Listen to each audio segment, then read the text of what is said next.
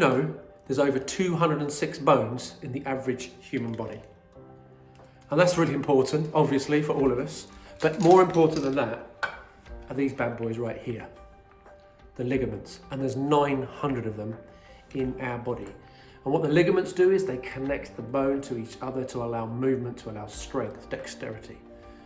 And these ligaments play an important part in today's assembly, because today we are looking at World Religion Week. We're celebrating the different religions there are around the world.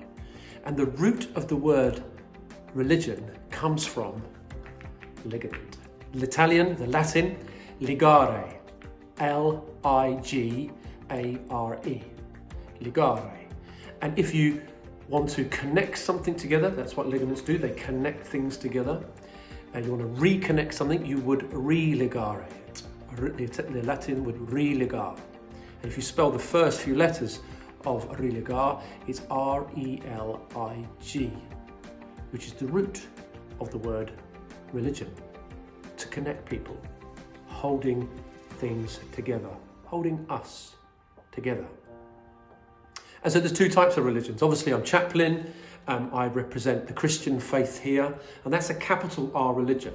And there's other capital R religions. You've got Judaism, Islam, Buddhism, Sikhism, many different throughout history, gatherings coming together of people under one belief system called faith and called religion. But there's lots of lowercase religions. And I imagine that when I run through some of them on this list, that maybe you're a part of some of them. We have sports, basketball, rugby, football. Let's look at football, personal to me. Season ticket holder at West Ham. When I go to my games, I put something on to identify with my team, claret and blue. I have a set restaurant that me and my son go to religiously.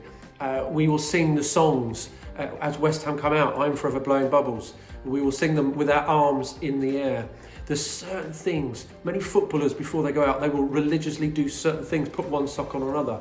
It's part of their coming together. It's part of their celebrating who they are. And I feel really a part of the 60,000 that gather at the London Stadium for an often dreadful football match. You see, we have rugby, we have dance, we have cheer, we have sometimes dinner around a table where there's a special moment where we're connected. It's a religious moment, small r. Many of us experience religious moments, coming together, connectedness. That's the root of the word religion. And so as we look at capital R religions, we realise that there are many faiths out there. Many faiths throughout history that on the face of it seem to have not got on. We're better than you, we're more right than you. And it's so sad when that happens. I continue to put across the perspective that all are welcome, all are included. All faiths and none. Those part of different religions. In chapel, people come to pray, but we also have mats there, prayer mats there for the Muslim community to come and pray. And so it's really important that we have a wider perspective than just the one religion, capital R, that we might identify with. And that's why World Religions, to celebrate World Religions Week, is really important, so we can look wider. This week also coincides with Martin Luther King Day. And on Monday in America, it was a bank holiday where they took time out to remember the life of Martin Luther King, what he stood for, and do good things around the community. And you may know the story of Martin Luther King. And what if you knew that he's a Reverend Martin Luther King? He was a Baptist minister, and for him, religion, capital R, played a big part. But what he started was a movement, religion, lowercase r, that connected people together, that held people together, particularly around the issue of race, segregation, and speaking up and speaking out. And he was inspired by several people. The first person who inspired him was when he started to read about Mahatma Gandhi. Mahatma Gandhi was a Hindu, and he was passionate about prayer and his faith and his religion, but he was passionate about connecting people together to send a message about the oppression that was happening in his nation. And his response was a peaceful response. And so where he saw injustice and prejudice and being discriminated as he would walk. And he would walk and he'd speak messages of peace and truth and reconciliation. As part of his faith, he connected with so many people across the faith. So Martin Luther King read and studied the ways of Mahatma Gandhi, and he applied that in his campaign to end segregation. Another one of his heroes was Rosa Parks. And again, you may know Rosa Parks, a woman who every day would catch the bus. And the buses in segregation days, those buses, the back rows of seats were for the blacks, and then the front 4 or 5 rows were for the whites. And you couldn't sit in there.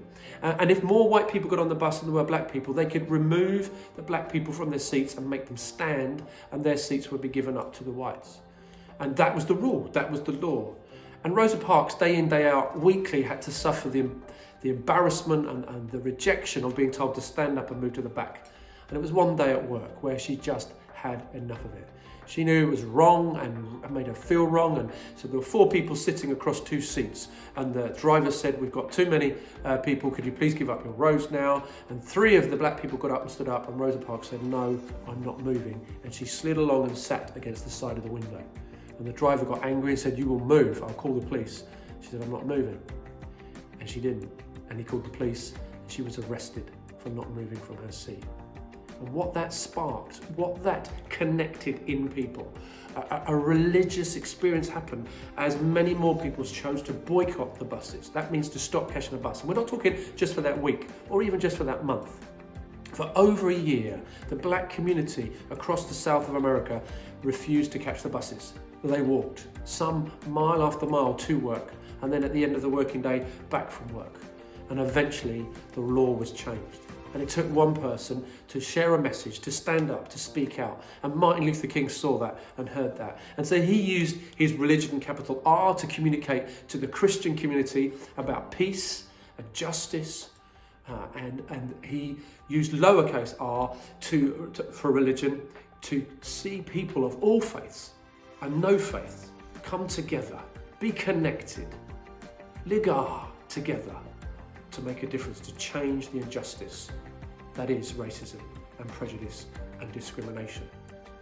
And so this week, you may have your own personal religion and faith, capital R, that you choose to follow, and you do that quietly or publicly. And that's wonderful, and journey with that and talk and share where you feel appropriate. But maybe you're just part of a cheer club, a football club, a rugby club, a basketball club, where you feel a connectedness, you feel a part of it, you feel a togetherness there. Well, I want to throw out that that's religion. That's the root of it, the ligaments, the coming together to make us stronger, to make us feel valued and wanted, and to make us feel part of this world and this community. So enjoy this week, have debates and discussion around religion, capital R, religion, lowercase r, that you're a part of, that make that difference to you and to the people you're with. Look forward to seeing you around the Academy this week. Take care. Thanks for listening.